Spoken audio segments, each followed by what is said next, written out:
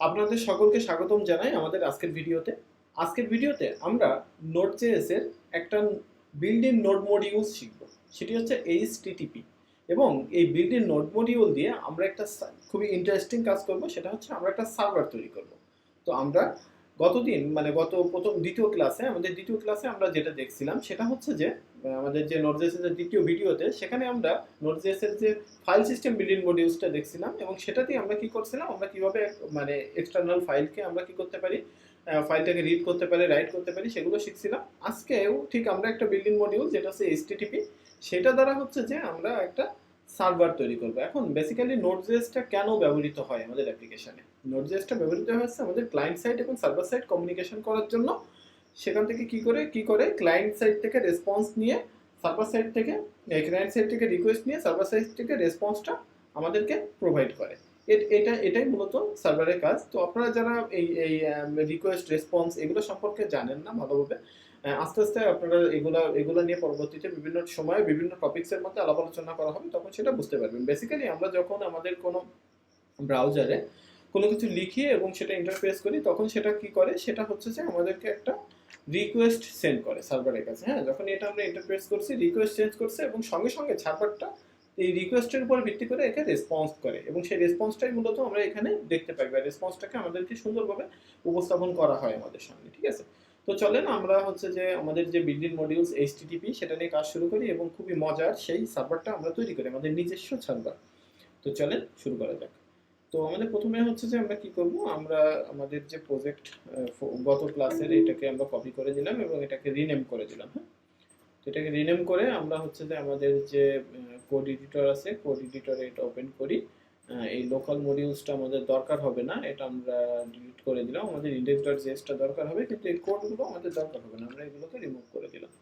তো আমরা যেহেতু ব্যবহার করবো HTTP মডিউলস, সেক্ষেত্রে আমাদেরকে যেটা করতে হবে, আমাদেরকে HTTP মডিউলসটাকে হচ্ছে যে রিকোয়ার করতে হবে, তাই তো। Constant HTTP is equal to require. তো এটাকে রিকোয়ার করব হচ্ছে যে কাকে রিকোয়ার করব, HTTP কে। ওকে, তাহলে HTTP-টা কোথায় এসে অবস্থান করবে, এই HTTP এর মধ্যে থাকবে। হ্যাঁ, এখন এটাকে নিয়ে আমরা আমাদের কার্যক্রমগুলো করতে পারবো। ঠিক আছে, তো চলেন আমরা প্রথম আমাদের সার্ভারটা তৈরি করি। তো আমরা আমাদের সার্ভারটা কিসের মাধ্যমে তৈরি করবো, HTTP এর মাধ্যমে। তো আমরা দিলাম http.create_server নামে একটা ফাংশন আছে সেটা। তো ক্রিয়েট সার্ভার হচ্ছে যে আপনার যেটা করে সেটা হচ্ছে যে একটা ফাংশনকে রিসিভ করে আর কি, একটা ফাংশনের ভিতরে একটা কলব্যাক ফাংশনকে আপনার প্যারামিটার হিসাবে নেয়। তো আমরা সেই কলব্যাক ফাংশনটা লিখবো। এখন এই কলব্যাক ফাংশনের হচ্ছে দুটো আর্গুমেন্ট আছে, তো সেটা আমরা পরে দেই, দুটো আর্গুমেন্ট পরে দেই। তো কলব্যাক ফাংশনটা আমরা আগে প্রথমত লিখে নেই। জাস্ট কলব্যাক ফাংশনের স্ট্রাকচারটা আমরা তৈরি করলাম। তো এখানে হচ্ছে যে দুটো আর্গুমেন্ট হচ্ছে যে এরা রিসিভ করে, সেটা হচ্ছে কি কি, একটা হচ্ছে রিকোয়েস্ট, আরেকটা হচ্ছে রেসপন্স। তো এই রিকোয়েস্ট এবং রেসপন্স এই দুটোই হচ্ছে যে একটা অবজেক্ট। এটা হচ্ছে রিকোয়েস্ট অবজেক্ট, একটা রেসপন্স অবজেক্ট। এর ভিতরে অনেক কিছু আছে। বেসিক্যালি রিকোয়েস্টের মধ্যে হচ্ছে যে আপনার অনেক কিছুই আছে। ঠিক আছে, আর রেসপন্সটা হচ্ছে যে আমরা বেসিক্যালি এখন তৈরি করে দেখব। রিকোয়েস্টটা আমরা এখন ব্যবহার করছি না। তো বেসিক্যালি আমরা একটা সার্ভার ক্রিয়েট করছি, সেই সার্ভার হচ্ছে যে কি একটা কলব্যাক ফাংশনকে হচ্ছে যে সার্ভারের ক্রিয়েট সার্ভারের প্যারামিটার হিসেবে হিসাবে পাস করতে হয় এবং সেখানে ক্রিয়েট সার্ভার দুটো আর্গুমেন্ট নেয়, একটা হচ্ছে যে আপনার রিকোয়েস্ট অবজেক্ট, আর একটা হচ্ছে রেসপন্স অবজেক্ট। তো আমরা নেওয়ার পরে এবার এই ফাংশনটা কি করবে, আমাদেরকে যখন মানে আমরা যে রিকোয়েস্টটা এখানে নিচ্ছি, সেই রিকোয়েস্টটা যখন এন্ড হয়ে যাবে, এই রিকোয়েস্টটা যখন এন্ড হয়ে যাবে তখন আমাদেরকে কি করবে, মানে রিকোয়েস্টটা যখন কমপ্লিট হয়ে যাবে তখন সে আমাদেরকে হচ্ছে যে একটা ছোট্ট একটা রেসপন্স দেওয়ার চেষ্টা করবে। ঠিক আছে, তো সেটা কি আমরা হচ্ছে যে এখানে লিখলাম হচ্ছে যে ধরেন hello, this is the response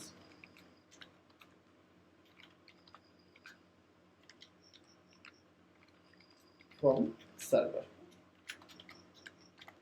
This is the response from server. তো আমরা এখান থেকে console.log করলাম সার্ভার এটা। ঠিক আছে, request.response হবে, এটা request.end হবে, সরি। আচ্ছা, আমি ভুল করছি, রিকোয়েস্ট না, এটা হচ্ছে আপনার রেসপন্স ডট, মানে রিকোয়েস্ট করার পরে যে রেসপন্সটা আসবে সেটা রেসপন্স ডট হচ্ছে যে এন্ড। রেসপন্স করার পরে সেই রেসপন্সটা যখন এন্ড হবে, মানে রিকোয়েস্ট করার পরে রেসপন্সটা যখন এন্ড হবে তখন আমাদেরকে মানে এটা এই টেক্সটটা কি করবে আমাদেরকে দেখাবে আর কি, ঠিক আছে। আমরা বোঝার জন্য এই টেক্সটটা আমরা এখানে ব্যবহার করছি, ঠিক আছে। তো এখন আমরা যে সার্ভারটা তৈরি করলাম সেটা হচ্ছে যে আমাদের কি করতে হবে, একটা ভ্যারিয়েবলের মধ্যে রাখতে হবে এবং সেটা আমরা আমাদের প্রয়োজনে বিভিন্ন জায়গায় ব্যবহার করতে পারবো। সেটা করার জন্য আমরা যেটা করব, কনস্ট্যান্ট আমরা একটা সার্ভার নামে একটা ভ্যারিয়েবল তৈরি করলাম। ওকে, সার্ভার ইজ ইকুয়াল টু এটা, ঠিক আছে। তো আমরা এখানে কি কি করছি দেখেন, আমরা হচ্ছে যে একটা আমাদের যে বিল্ট ইন যে মডিউলস আছে এইচটিটিপি, সেই এইচটিটিপিটাকে আমাদের যে ফাইল বা আমাদের যে অ্যাপ্লিকেশনের মধ্যে কি করছি, রিকোয়ার করছি। রিকোয়ার করে সেখান থেকে আমরা একটা ক্রিয়েট সার্ভার করছি। সেই সার্ভারটা কি করবে, রিকোয়েস্ট এবং রেসপন্স নামের যে দুটো আর্গুমেন্ট এরা নেয়, সেই আর্গুমেন্টগুলো হচ্ছে মূলত অবজেক্ট। এই অবজেক্ট দুটোর মধ্যে থেকে আমরা রেসপন্সটাকে যখন এন্ড হবে, যখন রেসপন্সটা মানে কমপ্লিট হয়ে যাবে তখন আমাদেরকে এই লেখাটা দেখাবে। ওকে, সেটা আমরা করলাম এবং সেটাকে আমরা কি করছি, সার্ভার নামে একটা ভ্যারিয়েবলের মধ্যে রাখছি। তো চলেন এবার এই সার্ভার নিয়ে আমরা আমাদের কার্যক্রমগুলো শুরু করি।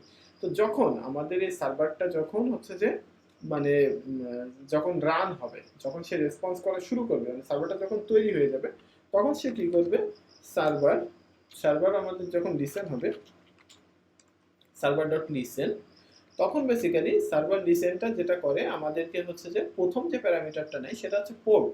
তার মানে এই সার্ভারটা কত পোর্টে, মানে কোন পোর্টে হচ্ছে যে বেসিক্যালি এটা রান করবে। হ্যাঁ, তো আমরা চাচ্ছি এটা 80 যে পোর্ট আছে সেই 80 পোর্টে রান করুক।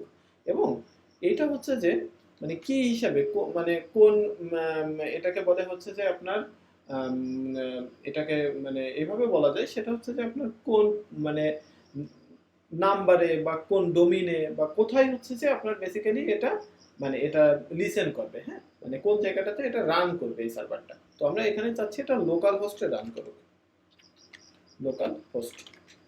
তোমরা লোকাল হোস্টে এটা রান করলাম। ওকে, ঠিক আছে। তার পরবর্তীতে যেটা সেটা হচ্ছে যে আমাদেরকে একটা আপনার ফাংশন লিখতে হবে। সেই ফাংশনটা হচ্ছে বেসিক্যালি একটি কলব্যাক ফাংশন।